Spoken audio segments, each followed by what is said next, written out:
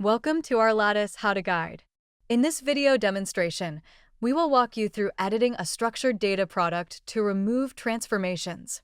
On Pinboard, select the edit icon on the data product you wish to alter. On the Edit Data Product wizard, select the Continue Manually button.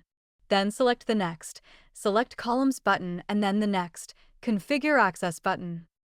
You might like to preview and load the data to the display pane to review.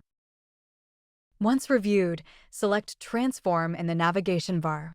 Scroll down to Transformation History to delete the transformation from your data product. Once completed, select Preview Data and load the data, with the changes made, to the display pane.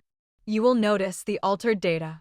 Then scroll down and select Next, Preview, and Finalize. Finally, you could redefine your data product if need be. Then select Update Data Product and republish it to the Pinboard to be discovered, used, and shared.